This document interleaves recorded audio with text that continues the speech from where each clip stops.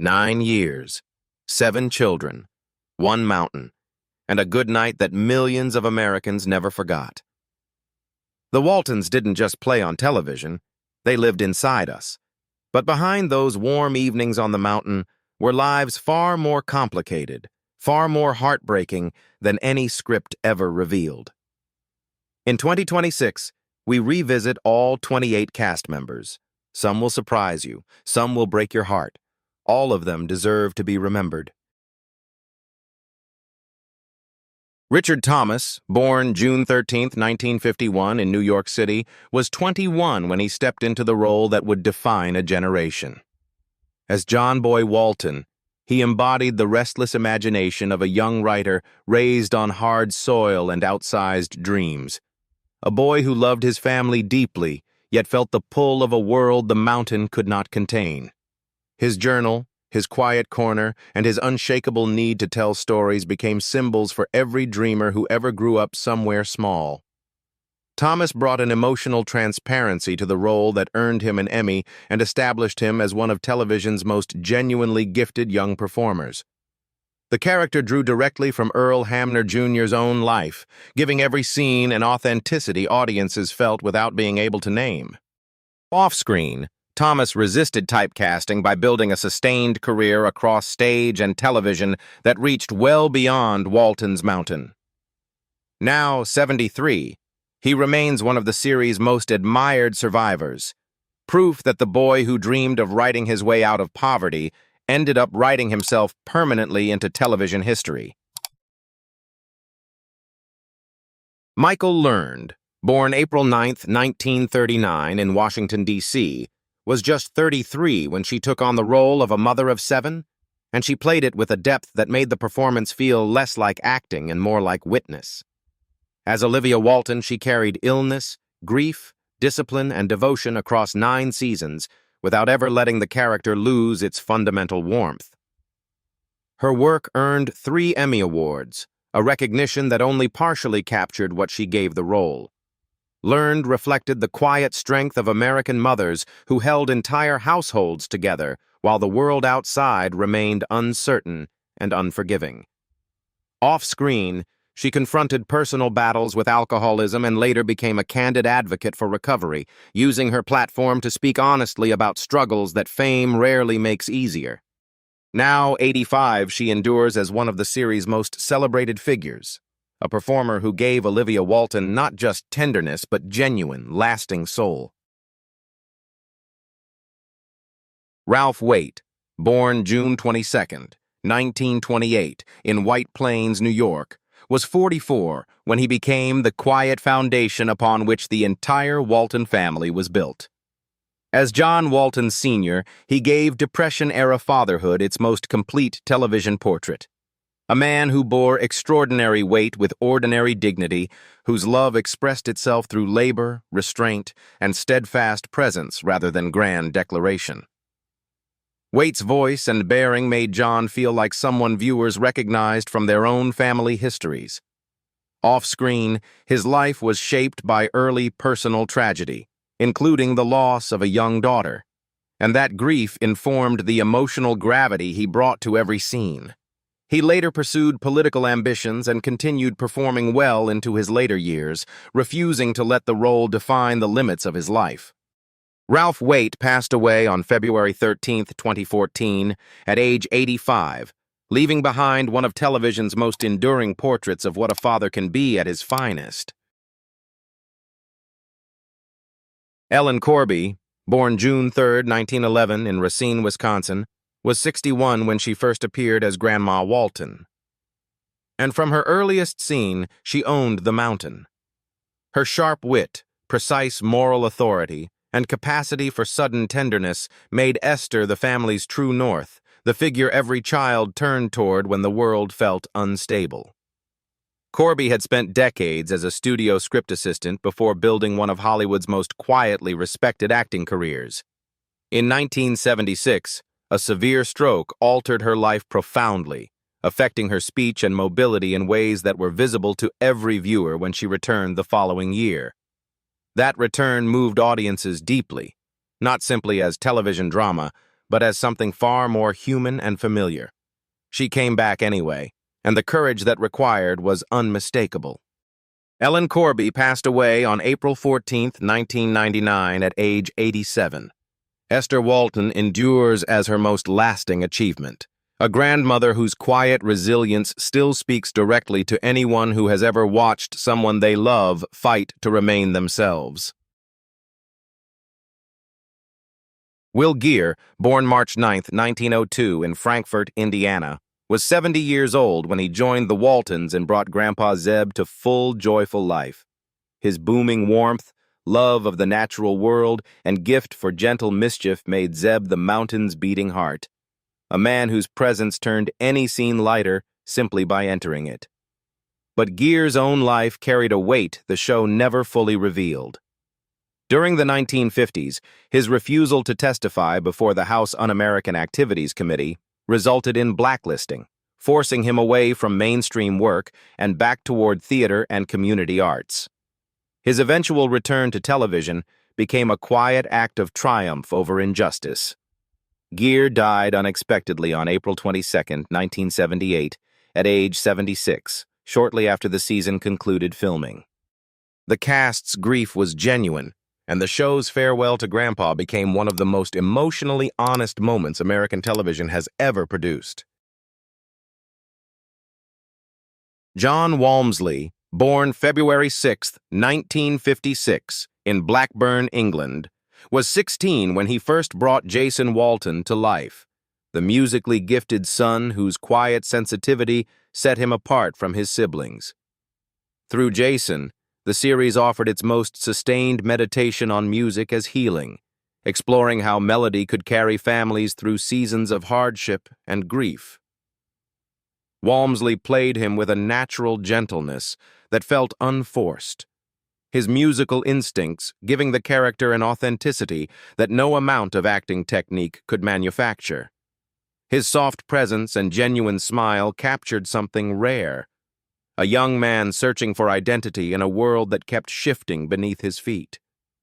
After the series concluded, Walmsley remained devoted to music throughout his life, working as a singer, songwriter, and session musician alongside major artists.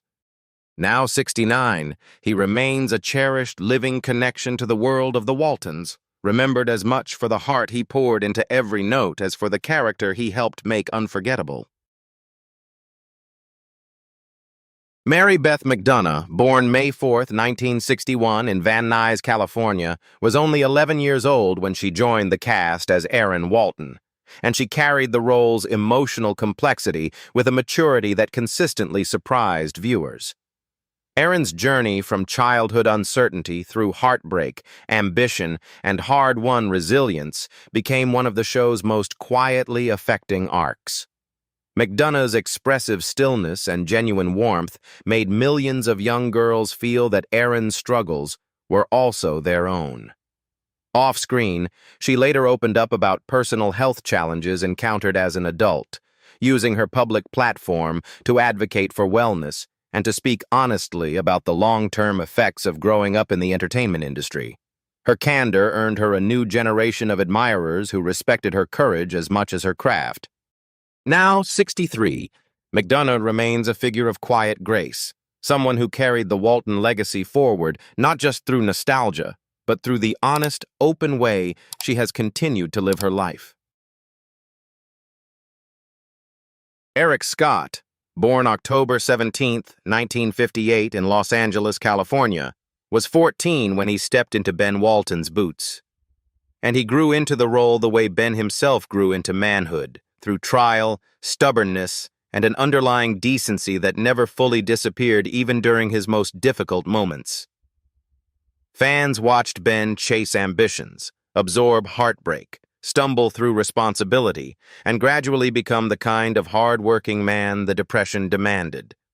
Scott played that evolution with a boyish grit that felt earned rather than performed. Off-screen, his life carried its own weight, including the devastating loss of his first wife, a grief that shaped the years that followed in ways the mountain never quite prepared him for. Like Ben, he found the strength to rebuild, eventually stepping away from Hollywood to run his own business and build a quieter, more grounded life. Now 66, Eric Scott remains a beloved presence in the Waltons community, remembered for the sincerity he brought to one of the show's most earnest characters. Judy Norton, born January 11, 1958 in Santa Monica, California, was 14 when she began portraying Mary Ellen Walton, the eldest daughter whose fierce independence and outsized dreams made her the show's most spirited female presence. Her journey from headstrong tomboy to determined nurse captured something essential about Depression-era women: their capacity to carry an entire family's hopes on shoulders that never asked for recognition. Norton's performance gave that journey texture and truth, moving between vulnerability and courage in ways that felt entirely natural. Beyond the series, she continued building a career that spanned acting, directing, and stage performance, while also speaking candidly about the emotional complexities of growing up entirely in the public eye. Her openness about those experiences added new dimension to a legacy that had always been defined by strength. Now, 67, she remains active, warmly connected to her fans, and as full of fire as the character she first played more than 50 years ago. David W. Harper, born October 4, 1961 in Abilene, Texas, was only 11 when he joined the series as Jim Bob Walton, the youngest son whose quiet, dreaming, and mechanical curiosity set him slightly apart from the louder personalities surrounding him. Jim Bob reached toward aviation, engineering, and the wide world beyond the mountain with a hopefulness that reflected the aspirations of Depression-era youth who built futures with their hands and their imaginations. Harper gave him a gentle sweetness that felt entirely unperformed, a child simply existing inside his own wonder. Off-screen, his time on the show was marked by personal loss, including the death of his mother, a grief he carried privately and with characteristic quietness. After the series ended, he stepped away from Hollywood, pursuing education and modest work far removed from fame or public attention.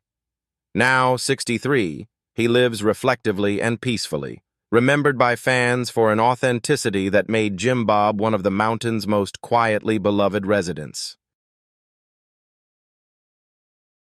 Connie Cotler, born June 17, 1965 in Long Beach, California, was just 7 years old when she first appeared as Elizabeth Walton, the youngest daughter whose bright eyes and natural curiosity made her feel like the show's most unguarded heart.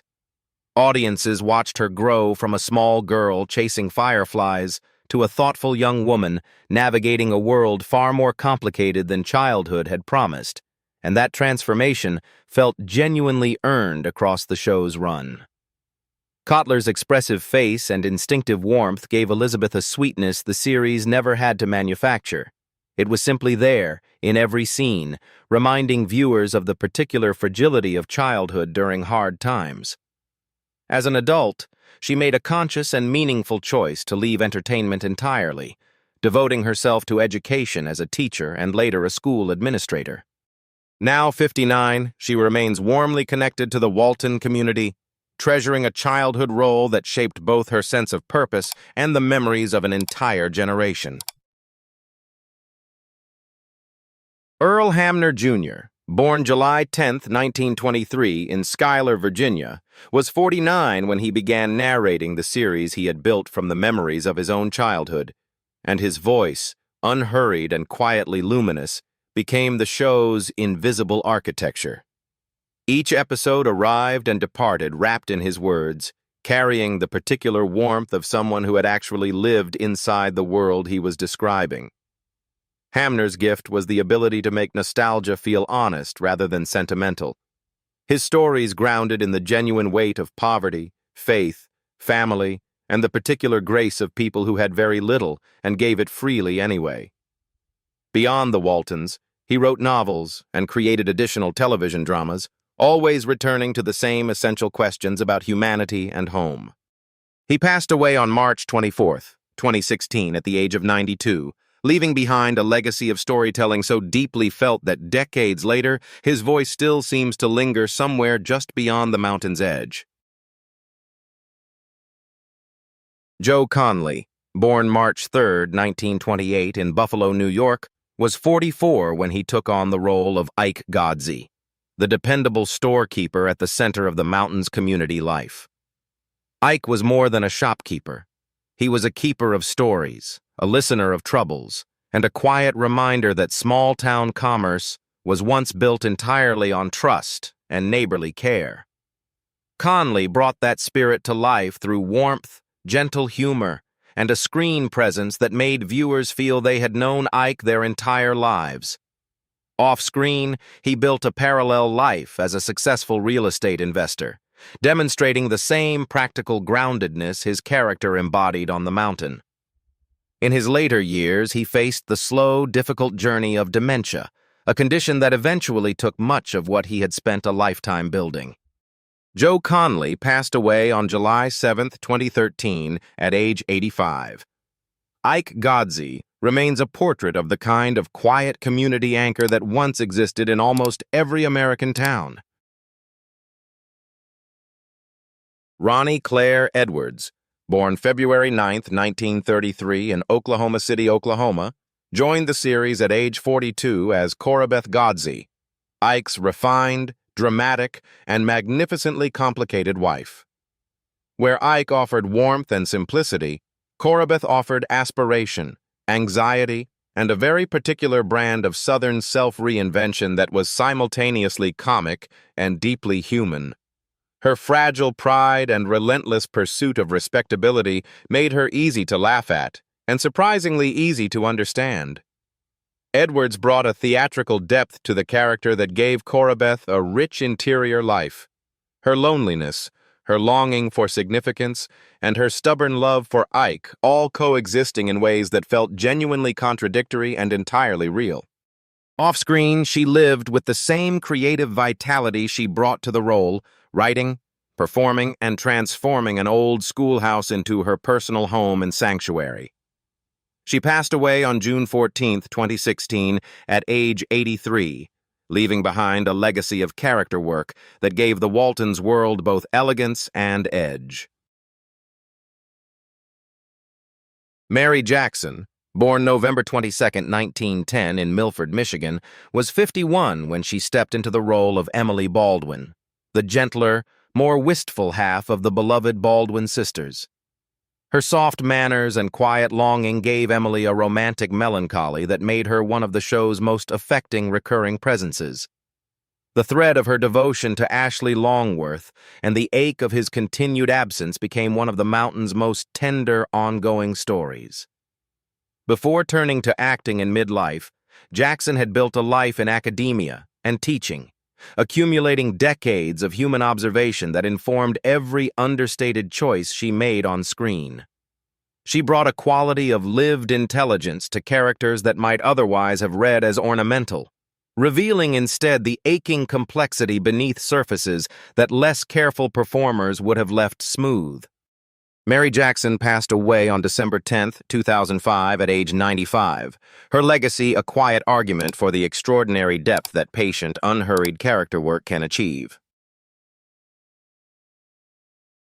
Helen Klebe, born January 6, 1907, in South Bend, Washington, was 65 when she took on the role of Mamie Baldwin, the sterner, more outspoken sister whose unshakable devotion to tradition and family heritage made her the architectural opposite of Emily's softer sensibility.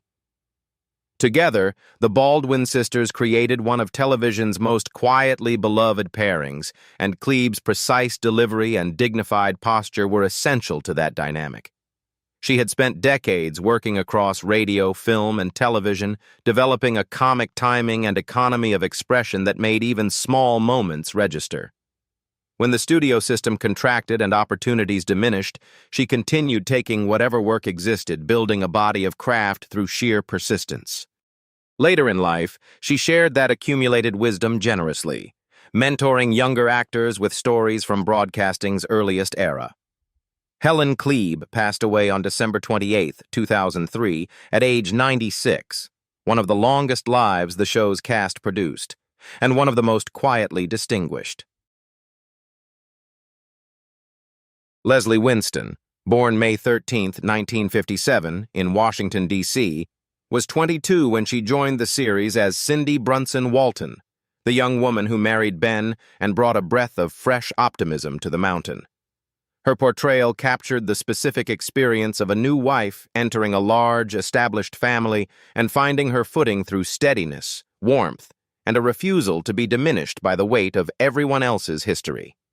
Winston's soft-spoken presence made Cindy feel immediately trustworthy, someone viewers wanted to see succeed. Off-screen, she formed genuine friendships with Judy Norton and Beth McDonough that mirrored the familial spirit the show always aspired to create. An injury in the late 1980s ended her acting career, and she transitioned into work as a script supervisor on major television productions, building a respected second chapter entirely behind the camera. Now 67, she lives quietly, still cherished by fans for the warmth she brought to a role that mattered more than its screen time suggested. If this tribute meant something to you, please like, subscribe, and pass it forward, because the best way to honor a legacy is to make sure it keeps reaching new people. From all of us here at Timeless Casts, good night and carry the mountain with you.